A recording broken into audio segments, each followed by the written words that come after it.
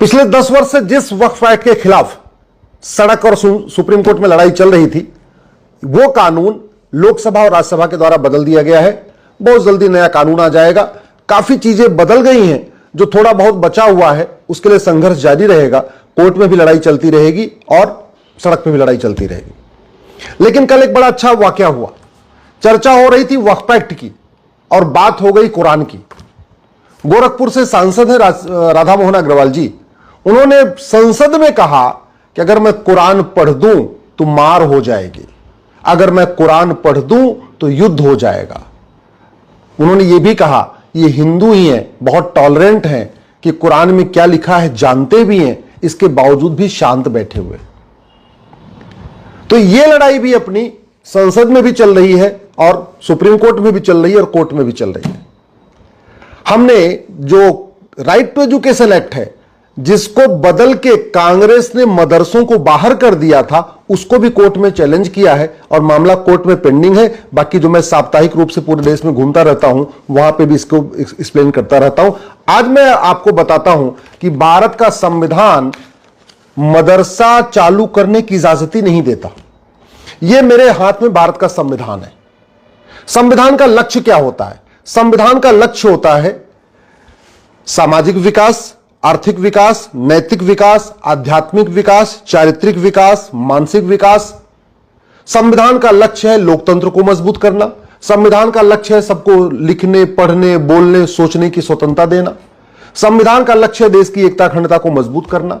संविधान के लक्ष्य है समता, समानता, समरसता आगे बढ़ाना।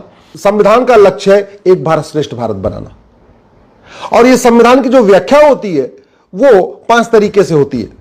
लिटरल इंटरप्रिटेशन होता है कि जो लिखा है बस उसी को पढ़ना है। फिर पर्पोजिव इंटरप्रिटेशन भी होता है कि जो लिखा हुआ है वो किस पर्पस के लिए बनाया गया है।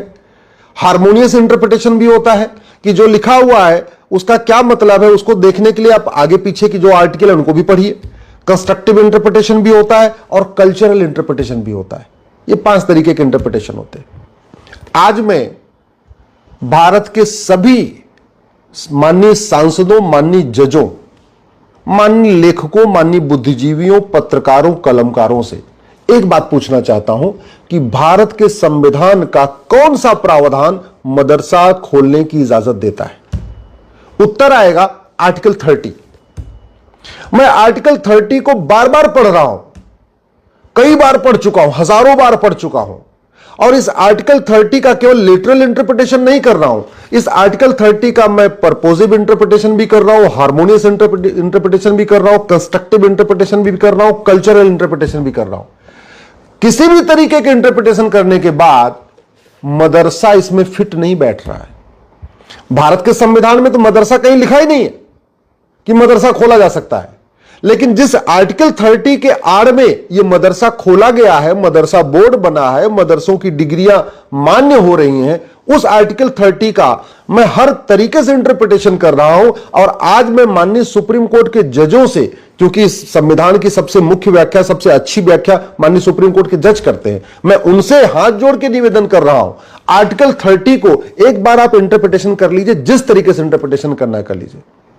आर्टिकल 30 में लिखा क्या है? आर्टिकल 30 में लिखा है all minorities whether based on religion or language shall have right to establish and administer education institution। Article 30 कहता है जो भाषाई अल्पसंख्यक हैं या मजहबी अल्पसंख्यक हैं उनको एजुकेशन इंस्टीट्यूशन खोलने का अधिकार है। तो सबसे पहले तो भाषाई अल्पसंख्यक कौन है भारत में, यह डिफाइन करने की जरूरत है। रिलीजियस माइनॉरिटी कौन है, यह भी डिफाइन करने की जरूरत है कि कौन लिंग्विस्टिक माइनॉरिटी है, कौन रिलीजियस माइनॉरिटी। सबसे पहले वो डिफाइन होनी चाहिए, यानी माइनॉरिटी की डिफिनेशन क्लियर होनी चाहिए। और कोई भी समुदाय जो 1% से ज्यादा है, चाहे वो लैंग्वेज के मामले में चाहे रिलीजन के मामले में, वो माइनॉरिटी हो ही नहीं सकता। दूसरा, जो माइनॉरिटी है भी पारसी, यहूदी, बहाई, क्योंकि रिलीजियस जो माइनॉरिटी है, मुस्लिम और क्रिश्चियन तो माइनॉरिटी है ही नहीं है आर्टिकल 30 के हिसाब से। जो माइनॉरिटी है भी उनको कौन सा स्कूल खोलने का अधिकार है? Education institution, religious education institution नहीं, मदरसा नहीं। मदरसा एजुकेशन इंस्टीट्यूशन नहीं होता, मदरसा दीनी तालीम सेंटर होता है। जो आर्टिकल 30 में कहा गया है एजुकेशन इंस्टीट्यूशन, एजुकेशन इंस्टीट्यूशन का मतलब secular education institution, education institution का मतलब लॉ कॉलेज खोलने का अधिकार है, इंजीनियरिंग कॉलेज खोलने का अधिकार है, मेडिकल कॉलेज खोलने का अधिकार है, यूनिवर्सिटी खोलने का अधिकार है, 10वीं 12वीं का स्कूल खोलने का अधिकार है, मदरसा खोलने का अधिकार नहीं है। क्यों? क्योंकि पहली बात तो आप इस आर्टिकल 30 को समझना है तो आप आर्टिकल 27 से शुरू करिए। आर्टिकल 27 क्या कहता है? आर्टिकल 27 कहता है कि किसी भी मजहब के प्रमोशन के लिए 1 रुपए खर्च नहीं होगा। ध्यान रखिएगा, रिलीजन के प्रमोशन के लिए, धर्म के नहीं। धर्म और रिलीजन में जमीन आसमान का अंतर होता है। यम नियम, आसन प्राणायाम, धारणा ध्यान समाधि, सत्य अहिंसा अस्तेय अपरिग्रह ब्रह्मचर्य, ये सारा धर्म है। पिता धर्म, पुत्री धर्म, पुत्र धर्म, ये सारे धर्म है। धर्म अलग होता है। आर्टिकल 27 कहता है रिलीजन के प्रमोशन के लिए 1 रुपए नहीं खर्च करना है। आर्टिकल 28 कहता है, और ज्यादा उसको एक्सप्लेन कर देता है।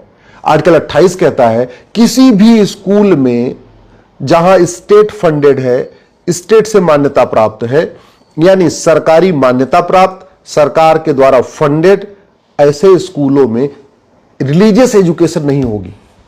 कुरान क्या देती है? Religious education. कुरान धार्मिक ग्रंथ नहीं है, कुरान रिलीजियस बुक है। धार्मिक ग्रंथ और मजहबी किताब में अंतर होता है। धार्मिक ग्रंथ जो होता है, धर्म क्या है? धर्म सबको जोड़ता है। और मजहब क्या है? मजहब सबको तोड़ता है। कल जरा राधा मोहन जी ने कहा कि कुरान पढ़ दूं तो मार हो जाएगी। मार मतलब उनकी अपनी लोकल लैंग्वेज से गोरखपुरी, कुरान पढ़ दूं तो युद्ध हो जाएगा, वो बार बार कह रहे थे। और ये भी कहा कि ये तो हिंदू हैं जो सहिष्णु हैं, टॉलरेंट हैं, कुरान में जानते हैं क्या लिखा है, फिर भी शांत बैठे हुए।